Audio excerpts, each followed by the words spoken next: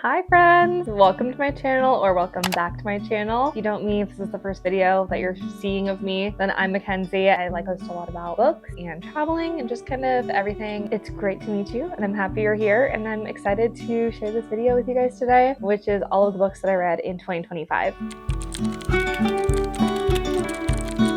Okay, so let's jump in. So I use Storygraph, so I'm going to use all of my stats from Storygraph to tell you guys about my 2025 reading year. My goal for 2025 was to read 50 books, and I did not meet that goal. 2025 was way busier for photography, which is what I do, than I expected it to be, and I just didn't make reading my priority, and so I did not read 50 books, but I did read 32, and I feel good about that because I read some great books. And out of all of these 32, I had 5-star reads, which is amazing. And my guy.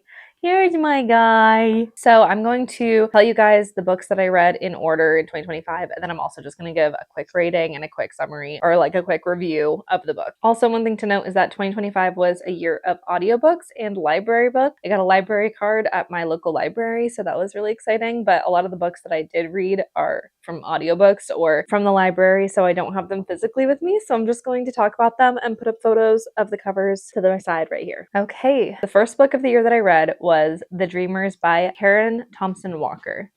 And this book was one of the books that I had on my TBR for like the longest amount of time. I think it was like one of the very first books that I bought when I was building my collection of books. And I'd heard really good things about it, and so I wanted to buy it and read it, but I never got around to it. And so at the beginning of 2025, I was like, okay, I'm going to actually read this book. So I did it and I read it, and I fully regretted it because it was probably one of the worst books that I've ever read. I started off my year with a whopping 2-star book, which was not fun. It was not motivating to continue reading. The idea of it was so fun. It's about all of these people in a small town in California that start to fall asleep and nobody knows why, and all these things happen, and some people stay awake and some people fall asleep, and it's like this big like COVID type of pandemic kind of thing, but only for this small town in California. I was like, this could be so fun if they explain like maybe why it's happening, like why some people aren't falling asleep, like what happens after everyone wakes up. If people don't wake up, why did the first people start falling asleep?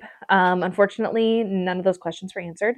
And that was like, that sucks. This is not a good book. This could have been so good. And I think because it could have been so good, I was really disappointed. So I gave it a 2 stars. The next book that I read was Days of the Murasaki Bookshop by Satoshi Yagasawa. And I read this book because I was going to Japan in January, and I wanted to read some books that took place in Tokyo or like Japan in general, so that I could kind of get into like the vibe of like going there. So I started with Days of the Murasaki Bookshop. It was such like a short read, so I thought it would take me just like a quick amount of time to read, and it did. It was like super quick, and it was also one of my 5-star reads. So this book was absolutely amazing. It was just so cozy and so perfect for what I was looking for with a book about Tokyo. And it also talks about the book district in Japan that I also went to, so that was really fun because I got to read about it in a book and then go there and kind of experience like what they were talking about. And it was also just like beautiful. I feel like I was underlining a lot of quotes, and the way that it was written was just so meaningful, and I just really loved it. It was my favorite thing. So that was a 5-star read for sure. Loved it. After that, I started reading the book The Third Gilmore Girl by Kelly Bishop. So I was listening to the audiobook of The Third Gilmore Girl while on the flight to Japan. I loved this book. I thought it was really fun to listen to because it was narrated by Kelly Bishop, and so hearing her voice and like hearing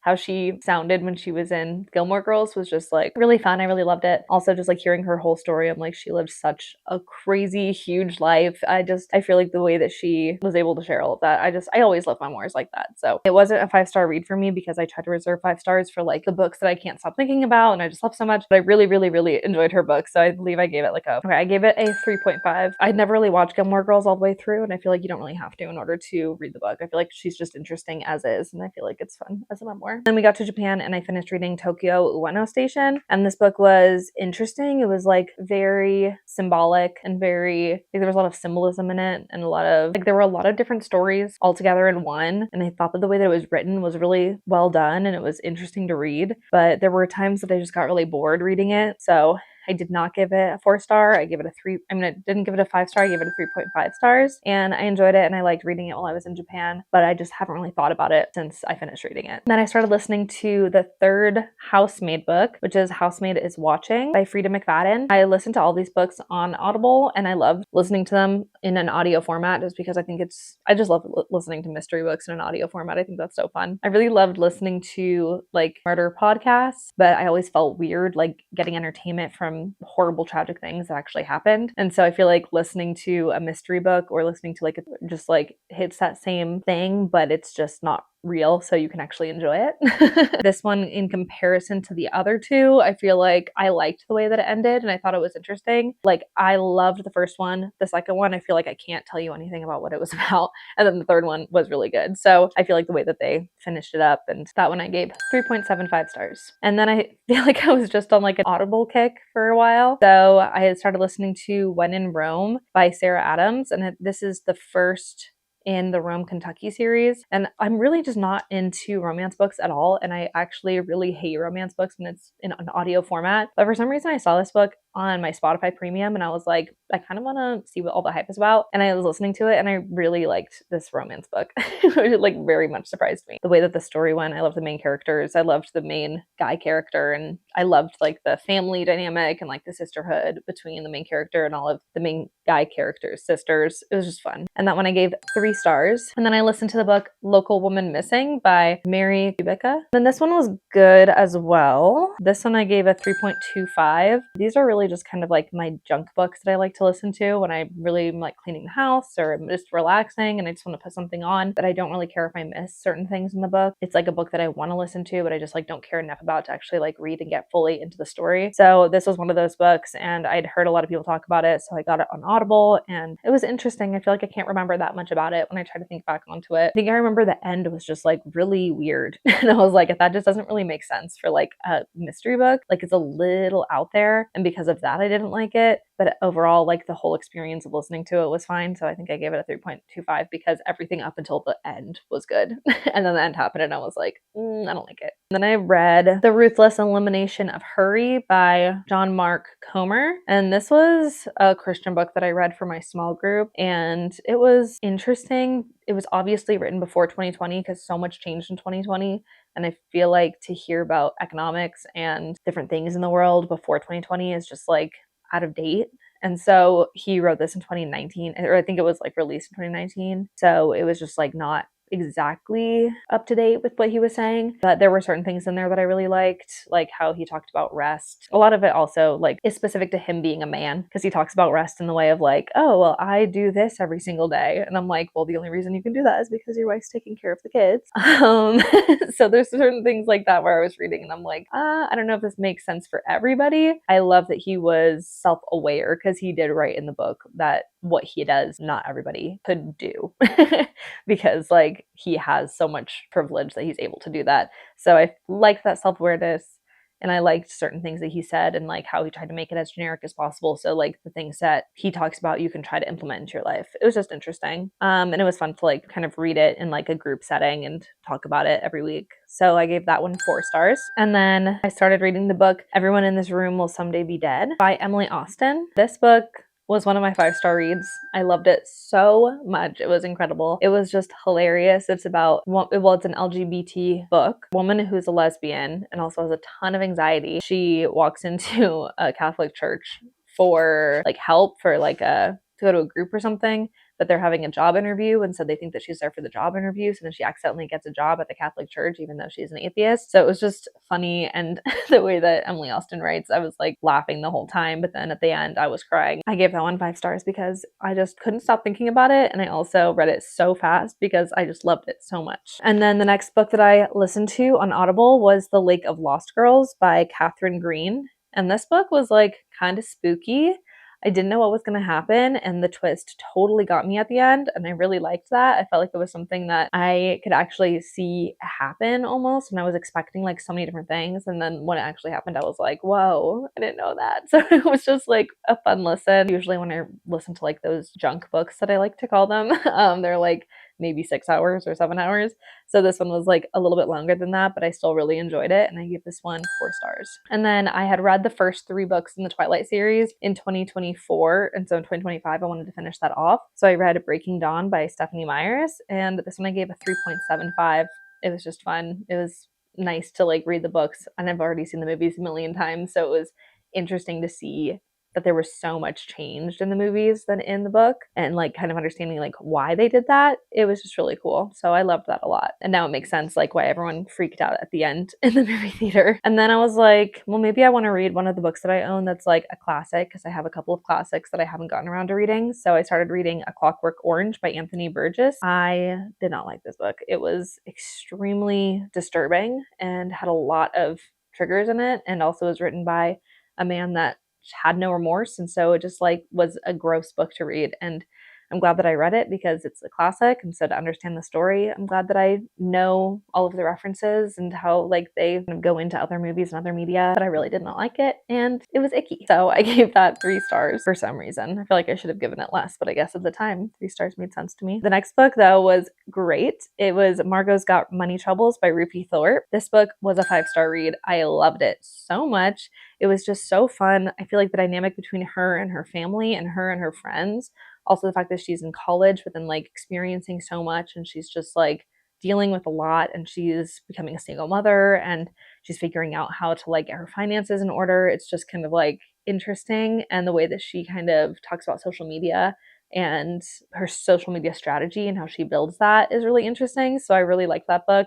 I read it super quickly. Great, 5 stars. And I started listening to some more audiobooks. So I started listening to the second book in the Rome, Kentucky in the Rome, Kentucky series, being Practice Makes Perfect by Sarah Adams. And this book was about one of the sisters that I had talked about. So the first one, main character, and then she falls in love with the guy. The guy has like 4 sisters, I think, maybe 3 sisters. And so this is about one of those sisters. And the sister is like the one that I feel like I didn't hear that much about in the first book, but I still thought that she was sweet. She was quiet.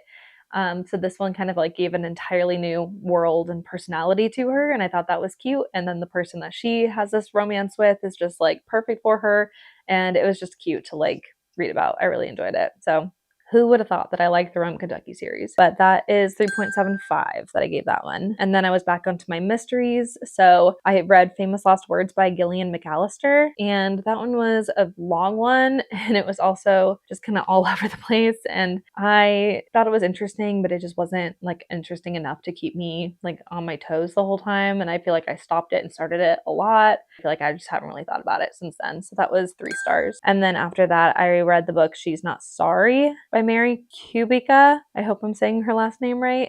And this one was really interesting, and I thought way better than the other one that I had read, Local Woman Missing, because it was like this crazy plot twist, but it was a plot twist that I was like, oh, that's like fun. Like I think that that's like really weird, and it was like blew my mind. I didn't know that was what's happening. So I really liked that one a lot more. That one I gave it a 3.5.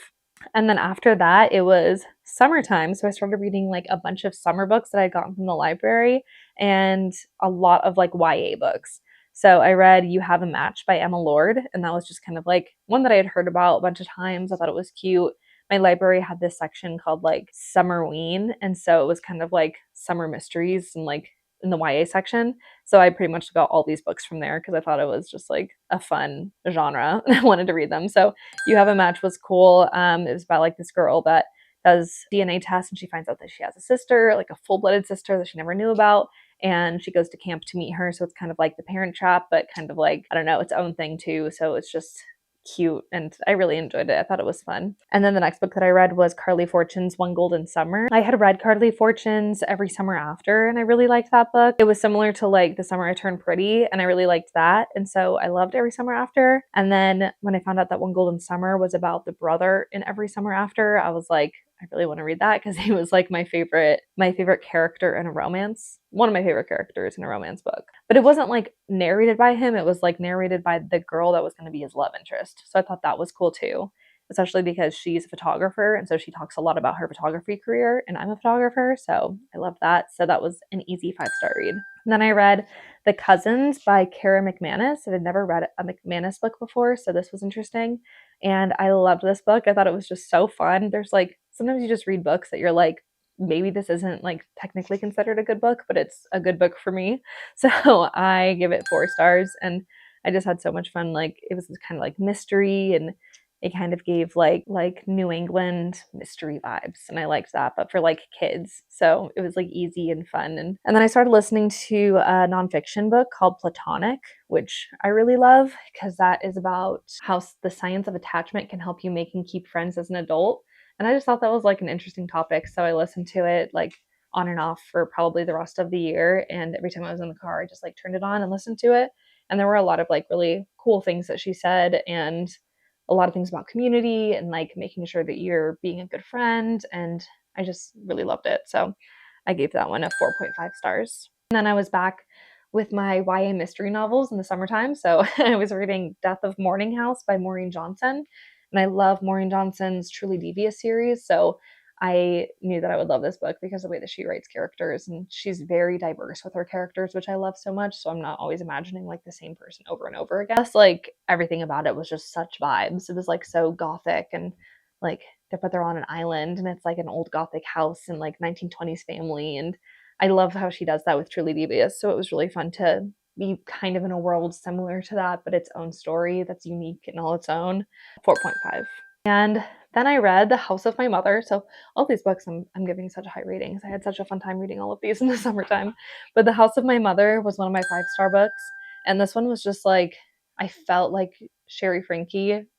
I'd been following like the Frankie family and all that drama that had happened on YouTube and like off YouTube for a while, like in real time. And it was just kind of crazy. So to read her book, I was like, this was just a whole other level. And it really like took her perspective, and it like dove deeper into like why it happened and like how it built up and what life was like for her growing up and how she figured things out in adulthood and how hard it was for her to like be an adult but still have her siblings be in that abusive household. So it was really vulnerable. It was really like sweet too, because throughout all of this she still like fought for her family and like fought to keep her sense of self and her faith, and I thought that was really cool. So I loved that a lot, and I thought that it was really good, so I give that 5 stars. And then I started reading Lies Like Wildfire by Jennifer Lynn Alvarez, and I had never heard anyone talk about this book before, but it looked really good, and the cover was really cool, so I picked it up, and it was like a really good book, pretty much like about this group of friends that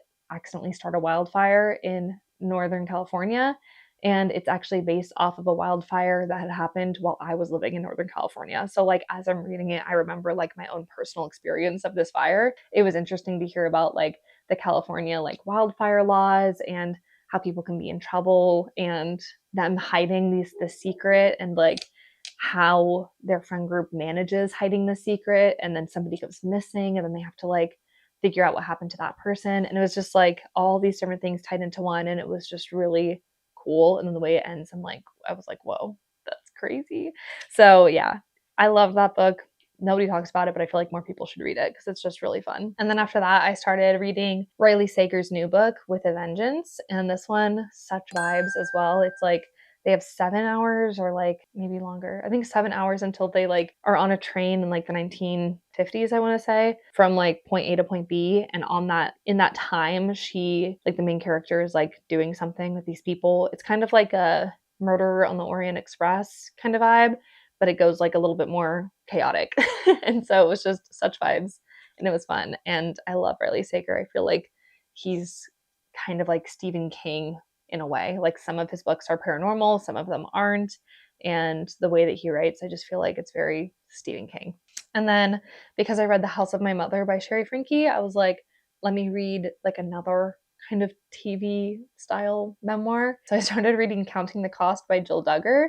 And this one was also pretty cool. I watched 19 Kids and Counting and all of that, like off and on TLC when I was growing up. So it was interesting to like hear her story and like what was happening behind the scenes again. I feel like when people share these crazy stories of how they grew up, I'm always like, that's so interesting. So I really enjoyed it. But I never want to rate like memoirs bad. I'm like, that's your story. Like, I think it was like the writing that I didn't like, because I'm like, there's no way that I would have said anything bad about like her story. You can't just like say you don't like someone's actual living truth. Like, so anyway, I gave it 3.75, but I think that was more about like the writing style than anything else. And I started reading Little Monsters by Kara Thomas, and this was my first Kara Thomas book. I've never read like the Cheerleaders or the Champions or anything, but I definitely want to now that I've read Little Monsters. And Little Monsters was like, it was so fun and so dark and so weird, and also like about kids and like all these secrets that they have. And I gave that one a 4.75 stars. I almost gave it a 5-star, but then I was like, I feel like I can't give it a 5-star because there's just like something that's like stopping me from making it into like my top 5 reads. It's like so fun and I loved it, but then it just like wasn't enough to like make it into a 5-star read. But it was so extremely close and it was really fun, and it was about like this group of girls and one of them goes missing. They're trying to figure out like what happened, and then all these secrets come out and a lot of things are happening with her personally, so she's like dealing with her own personal family issues while also trying to figure out what's happening in like her social life. And there's just so many different parts to it, and I really liked that. And then for my book club, I started reading Frederick Backman's, I never know how to pronounce it, My Friends. And this was good. I had to read it really fast because I was trying to finish it in time for book club. And it wasn't my favorite Frederick Backman book, but it definitely was still like his kind of vibe.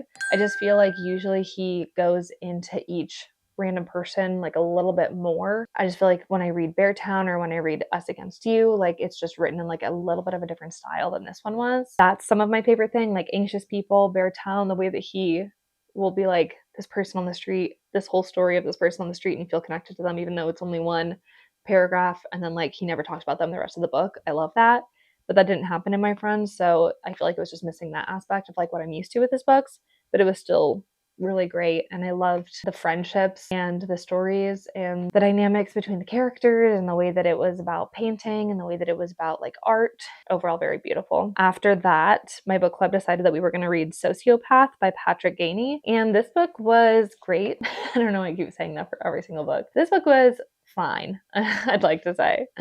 This book I gave a 4-star rating, but I feel like it was really long and it took me way longer than I wanted to read it. And because of that, it stopped me from reading other books that I wanted to read because I was trying to finish this one. And it was really interesting for like the first bit of it.